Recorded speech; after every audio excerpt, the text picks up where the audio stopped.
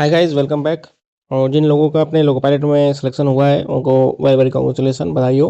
और जो भाई अपने टेक्नीशियन ज्वाइन कर चुके हैं और वो अपने लोको पायलट में जाना चाहते हैं तो उनके लिए ये वीडियो बनाई है। दरअसल क्या है कि टेक्नीशियन अपने जब ज्वाइन किया तो अपन से एक बॉन्ड भरवाया गया था जिसमें आपने लिखा था कि मैं इसको नहीं छोड़ के जाऊंगा 5 साल से पहले, और जितना भी छोड़ूंगा तो उसका पूरा हर्जाना दे के जाऊंगा।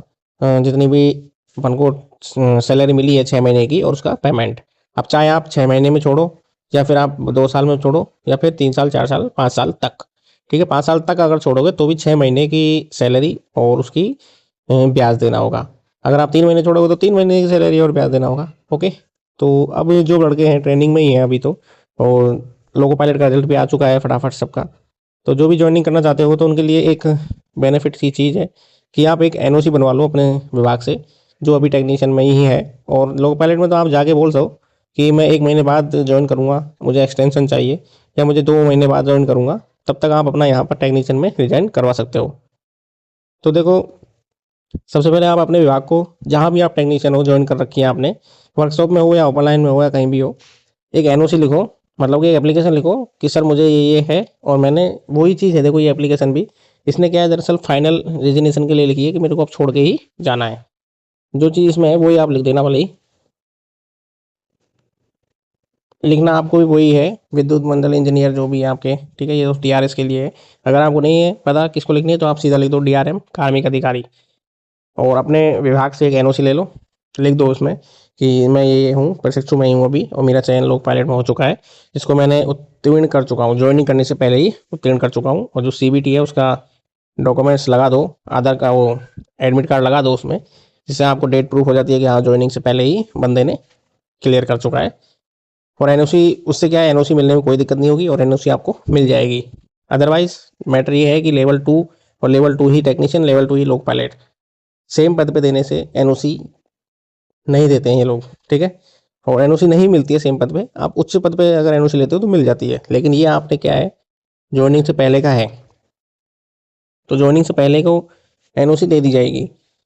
यही मुद्दा इसमें है। आपको अपने उच्च विभाग को ये लिख देनी है, अपने अधिकारियों को जो भी है कार्य। और ये लड़के ने फाइनल में लिखा है कि मुझे कार्य मुक्त करने की कृपया करें, मतलब कि ये अब वहाँ जाके ज्वाइन करेगा। आप सबसे पहले एनओसी लिख दोगे तो आपको एक एनओसी बन के आएगी। तब तक आप अपना थोड़ा काम कर लो, थोड़ी देर, महीना डेढ़ 15 दिन और ज्वाइनिंग के बाद वो नौकरी कर सकते हो। उसके बाद अगर आप डीवी है आपका या फिर आपको कोई मेडिकल है तो वो भी देने जा सकते हो। अगर आपका डीवी मेडिकल आ रहा है तो उसके नाम पे एक अपना एनओसी ले लो कि सर मैंने ये फॉर्म भरा है, मुझे डीवी मेडिकल कराने जाना है और मुझे इसके लिए एनओसी दें। तो भी आपकी एक एनओसी बन के आ जाएगी। ठीक है, तो एनओसी जो बनेगी उसके बाद आप ये एप्लीकेशन लिखो, फाइनल कार्य मुक्त करने की कृपा करें। और उसके बाद जब आपकी ये एप्लीकेशन आप अपने डीलिंग क्लर्क को दे दो, डीसी डीलिंग क्लर्क आपका एचआरएमएस में नाम आ रहा होगा किसको देनी है, वहाँ आप क्लर्क को दे दो। अब वो आपको डीलिंग क्लर्क को भेज देंगे, डीलिंग क्लर्क इसको आगे फॉरवर्ड करेंगे डीपीओ को, एपीओ को। वहाँ से एक रेजिग्नेशन लेटर बन के आएगा। ठीक है, ये भी वही है, सेम है। देखो क्या है, इसको एप्लीकेशन को लिखवा लेना, इसमें नीचे और साइन करवा लेना। अगर आपकी कोई और शाखा लगती है, जैसे कोई टूल रूम है जहाँ से आप अपने टूल प्राप्त करते हो, और जैसे कोई आपकी लाइब्रेरी वगैरह हो, कोई और जिसमें आप विजिट करते हो, तो वहाँ से भी एनओसी पूछ सकते हैं कि आपने कोई सामान तो नहीं ले रखा रेलवे का बकाया। वैसे फाइनल में वो भी क्लियर करेंगे वो। देखो ये है कोटा से, और कोटा से एक वो बन के आया है फाइनल टेक्निकल रेजिग्नेशन।